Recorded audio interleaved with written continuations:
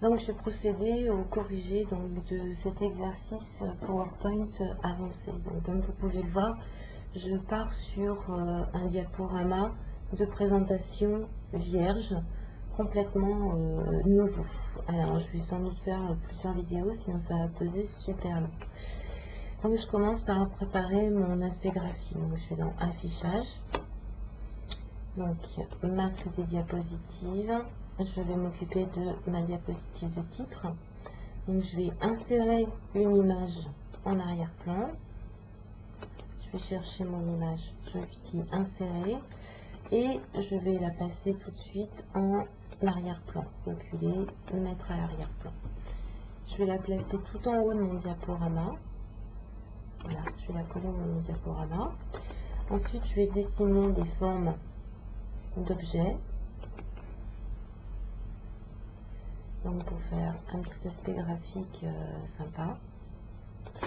Donc je vais m'occuper de cet objet. Donc je peux faire un clic droit dedans, format 2. Au niveau donc de son remplissage, je veux une couleur qui soit unie. Donc je vais aller définir sa couleur. Je vais demander autre couleur. Voilà. Donc je vais saisir mes valeurs de référence.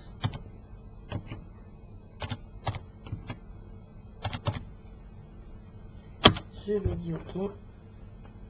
Je vais me définir aussi donc sa taille.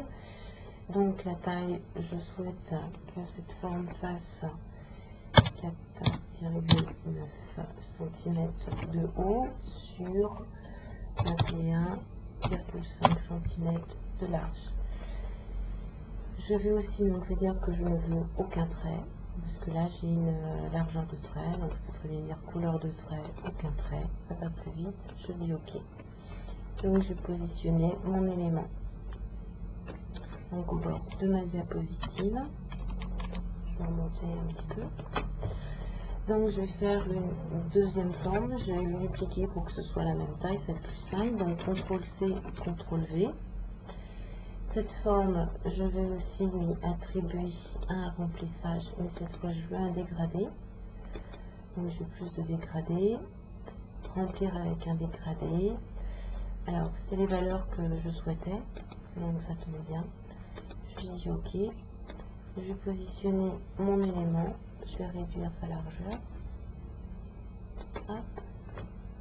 À savoir que cet élément, il va me resservir pour faire le fond de mes autres diapositives. Alors là, l'élément est un petit peu, quand vous voyez, puis je ne réussis pas à le mettre tout à fait comme je veux. C'est à cause du magnétisme qui est généré automatiquement. Donc je vais aller dans mon outil organiser, que je trouve dans le ruban accueil, mais je peux aussi trouver dans l'outil format. Je vais dire aligner, je vais dans les paramètres de la grille et je désactive aligner les objets sur la grille. Donc je fais OK, et là vous voyez, je vais pouvoir le déplacer comme je le souhaite. Je réduis encore, histoire d'avoir un effet à peu près similaire dans mes espaces blancs. On va dire un petit peu. Donc je vais adoucir mon dégradé, il ne me plaît pas trop. Donc pour ça, je vais dans format, remplissage de la forme, mon dégradé, plus de dégradé, et je vais modifier la position de mon élément. Vous voyez, tout de suite j'ai un aspect qui est beaucoup plus doux. Alors j'avais mis 15 degrés. Non, c'était plus que ça. Hop, je vais faire quelque chose de plus doux. Dans la coupure, et je vais rajouter un autre point. Donc là, ça me va bien en aspect. Donc je dis fermer et je vais faire un troisième bandeau, CTRL-C, CTRL-V, que je vais placer donc au bas de ma diapositive sur toute la largeur et que je vais bien évidemment réduire dans sa hauteur. Voilà. Donc ces trois éléments, je vais les sélectionner tous les trois en appuyant sur la touche majuscule en foncé et je vais lui demander de mettre en arrière-plan. Donc maintenant je vais pouvoir positionner dans ma zone l'espace réservé de titre. Je vais le passer avec les pièces du clavier. Je vais le réduire un petit peu sur la hauteur, disons de moitié. Hein. Vous voyez, j'ai les petites poignées là sur les côtés qui me servent de repère. Je vais faire pareil pour ma zone d'espace réservé de titre. Je vais la descendre pour que ça tombe sur la couleur du fond de table. Je vais réduire un petit peu la zone. Voilà, ça tourne pas mal. Donc, du coup, celui-là, je peux peut-être remonter un petit peu. Allez, donne-moi la main. Je ne veux pas. Et celui-là, je crois que j'avais un petit peu bougé. Voilà, donc ma diapositive de titre est presque prête. Donc j'ai plus qu'à modifier le style de mon titre. Je le sélectionne. Je vais dans l'accueil. Et puis je vais appliquer une couleur un petit peu plus claire. Donc qui se rapproche donc de ce que j'ai choisi initialement, ou tout du moins une couleur un peu plus marquante. Bon, je vais rester sur du marron finalement. Je vais faire annuler. Je vais choisir une couleur marron. Je vais changer sa police. Allez, je vais demander Times. Que je vais mettre en gras. Et je vais faire pareil ici. Je vais demander du Times. Que je vais mettre dans une couleur plus claire. Voilà, ça me paraît pas mal. Donc à présent, je vais donc m'occuper de mon document maître. Donc pour ça, je vais récupérer mon bloc puisque je veux avoir le même aspect, le même type. Donc je vais faire un CTRL-C. Je vais sur mon document maître, je fais un CTRL-V. Et cette forme, je vais pouvoir l'agrandir de telle façon qu'elle remplisse toute ma diapositive. Et bien entendu, le passer en arrière-plan. Voilà, donc je vais réutiliser donc pour ma zone de titre le même aspect que j'avais mis ici dans ma zone de sous-titre. Donc je le sélectionne, je prends l'outil de reproduire et mise en forme, je viens sur mon document maître. Vous voyez, j'ai mon petit pinceau, donc je suis appliqué glisser. Maintenant, je pense que ce serait pas mal de changer sa couleur pour retrouver le ton marron que j'avais mis initialement, le mettre en gras. Et puis le grossir et pourquoi pas l'aligner à gauche. Donc pour mes puces, je vais faire pareil. Je vais lui dire que je veux du Times et que je le veux dans une couleur marron, histoire de garder une harmonie. Alors si je voulais changer donc mes types de puces, et bien je sélectionne donc la première ligne. Je vais dans puces et numéros.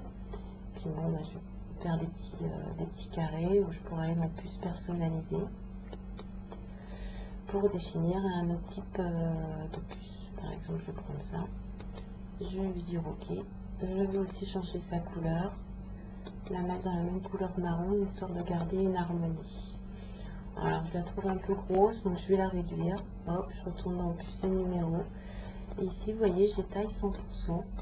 Je vais la passer à 50%. Par rapport à la taille de mon texte. C'est déjà beaucoup mieux, ça ressemble un peu plus à une puce. Donc je vais faire pareil pour mon deuxième niveau, puisque je vais utiliser deux niveaux. Donc puce et numéro, personnalisé, et je vais choisir par exemple celle-là. Je lui dis OK. Je suis à 100%, là je vais passer à 60%, et je vais définir ma couleur. Et je dis OK. Voilà. Je pourrais réduire un petit peu aussi la taille de mon deuxième niveau, parce que ça me paraît un peu gros. Donc du coup, je vais réduire aussi le troisième niveau, histoire de garder une harmonie. Et le quatrième niveau, je vais procéder comme ça pour chacun de mes niveaux. Et puis pourquoi pas mettre ça en gras, après tout, ça sera peut-être un petit peu plus sympathique. Je vais augmenter la taille de ma puce, elle est un peu petite, donc puce et numéro. Voilà, donc c'est très facile, hein, je passe d'un élément à un autre sans trop de soucis. Alors, pareil, mon pied de page, là, je vais aussi définir que c'est du Times. Je valide. Voilà, mon numéro, je sélectionne, je veux aussi que ce soit du Times. Et ma date, que ce soit aussi du Times. voyez, je tape TI à chaque fois et il me le prend.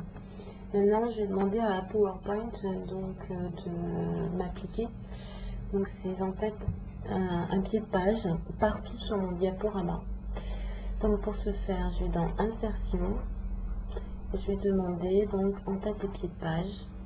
Là, je veux un numéro de diapositive qui ne s'affiche pas sur la diapositive et un pied de page. Je vais appeler donc corriger exercice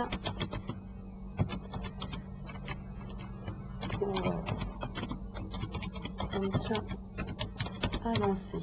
Donc ce texte apparaîtra sur chaque diapositive. Je vais lui dire appliquer partout.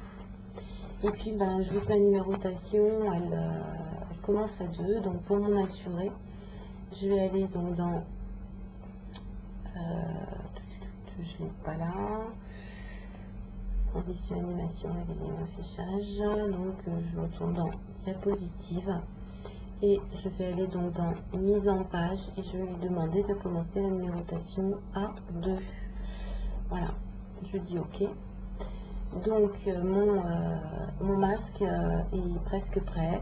Je pense que ce serait sympa donc de vous rajouter un petit logo donc à ce diaporama. Donc je vais prendre une forme de dessin. Je suis pas très riche en logo. Et puis une petite étoile que je vais dessiner. Et pas comme si c'était un logo. Je vais la remplir aussi avec une couleur rouge pour reprendre.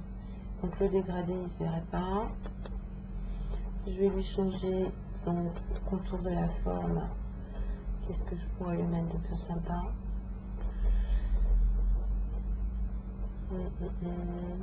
Ça pourrait être pas mal.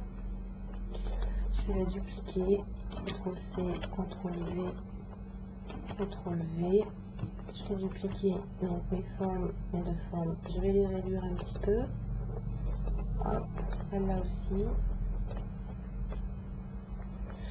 Et puis histoire que ça ressemble à quelque chose, je vais modifier aussi les opacités de mes formes.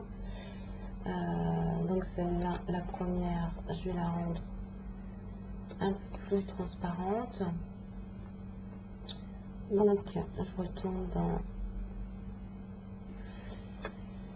dans mon remplissage, bien là, c'est un petit peu pas mal de données. Voilà, format de la forme.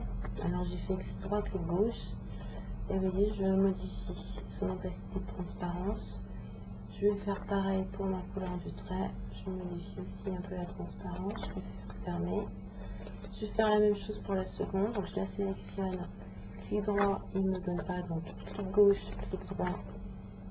Format de la forme. Je modifie son opacité. Je vais fermer. Et donc cette première icône, je vais la laisser. Première forme, je vais la laisser telle quelle. Voilà, j'ai bougé mon arrière-plan. Ça c'est l'inconvénient et c'est pour ça qu'il est préférable aussi de travailler en mode masque quand on peut se préparer des modèles de diaporama. Voilà, après je vais mettre là à peu près de façon similaire. Donc mon masque est prêt, j'ai plus qu'à retourner dans masque, désactiver le mode masque. Si j'insère une nouvelle diapositive, vous voyez que j'ai bien mon pied de page, ma numérotation de diapositive. Là, il me dit qu'il commence à 3 parce que je lui ai dit de commencer à 2 tout à l'heure, c'était une erreur. Donc je peux revenir dans mon masque des diapositives pour corriger ça. Masque des diapositives, mise en page, et je lui dis là tu commences à 1. Et je lui dis OK. Je désactive mon mode masque. Voilà, donc je suis bien en diapositive numéro 2. Maintenant ce modèle, je n'ai plus qu'à l'enregistrer en tant que modèle. Donc pour ça, je vais dans Fichier, Enregistrer sous. Là, dans Type de fichier, donc je vais choisir Modèle PowerPoint. Et il faut bien faire attention à ce qu'il me met donc, dans ma barre d'adresse. Parce que pour pouvoir récupérer ce modèle, il faut absolument qu'il soit enregistré dans le template. Donc je vais l'appeler corriger exercice avancé.